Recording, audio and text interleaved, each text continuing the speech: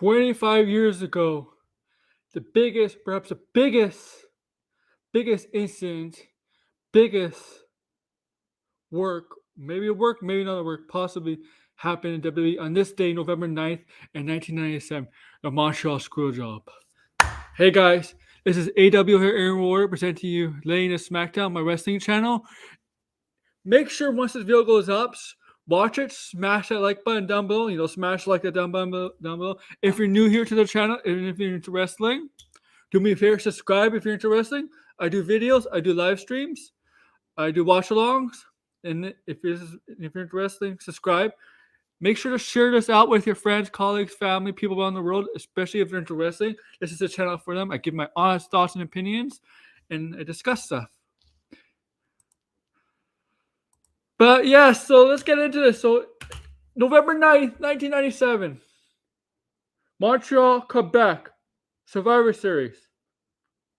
Bret Hart versus Shawn Michaels for the WWE title championship. Bret Hart was leaving for WCW. Remember, Vince McMahon said he couldn't afford to pay him, and Bret Hart got offered about $3 million a year from Bischoff to go to WCW. But the problem is he had the title at the time. And this controversy created perhaps the Vince McMahon character that he saw on TV for a few years. But this is the biggest thing. This all happens between Shawn Michaels and Bret Hart. Shawn Michaels and Bret Hart, they were friends earlier in their careers, but as time went on, as it became the man, both of them, Bret Hart and Shawn Michaels, became the focus point in WWE in the 90s. Their friendship deteriorated into enemies, to bitterness towards each other. Bret Hart was serious, and Shawn Michaels was always a politician, always having attitude problems, and complete opposite eventually. But what happened was Bret Hart went to Shawn Michaels and says he has no problem dropping the title with him. This is a few months before. And Shawn Michaels says, I appreciate it, but I will not do the same for you. Put him over, right? Bret Hart offered to put Shawn Michaels over. Shawn Michaels says he appreciated it, but he said he would not do the same for him. And Bret Hart got offended and decided, no, I'm not going to put him over. Especially Survivor Series in 97. What happened was, and they got a fight in the bathroom, and that's a famous story. They got a fight in the bathroom where Jerry King Lawler was taking a shit in the stall, and this is a famous incident where Bret Hart apparently pulled some of Shawn Michaels' hair out of his scalp, Yeah, they did not get along. So 97 Survivor Series comes along. On this day, November 9th, comes along.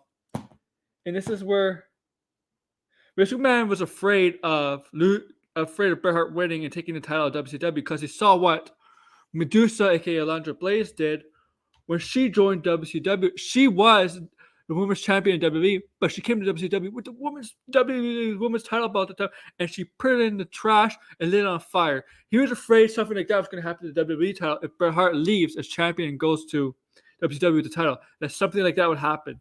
So what did he do?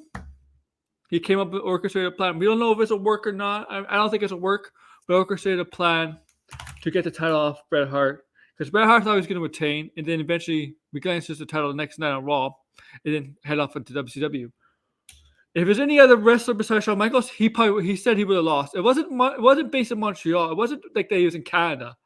It was just fact it was Shawn Michaels. That's it, really. But what happened was that Shawn Michaels had Bret Hart in his own sharpshooter, right? Sharpshooter is Bret Hart's French move, but Shawn Michaels put it on. And the plan was for Bret Hart to reverse it and put Shawn Michaels in the sharpshooter. But he saw Vince McMahon go like this to the ring keeper by the bell and go, ring the damn bell. And that gave Shawn Michaels awarded Shawn Michaels the WWE Championship. And that's what caused Bret Hart all this confusion. And he looked at Vince McMahon, he spit in his face. He ran like this.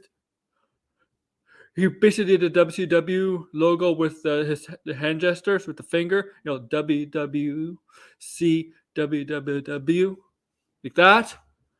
And then, as the backstage stuff, Vince McMahon went to Bret Hart's locker room. Bret Hart said to him, if you're still here after I come out to take a shower, I'm gonna punch you. Mr. McMahon stayed there, waited for Bret Hart. to come out, and Bret Hart laid them out, laid them upon him, laid them out. This caused such a big moment of wrestling, and WCW embraced it because WCW, like Bischoff, wanted to kill Vince McMahon, like WWE. They wanted to put WWE out of business, really, really.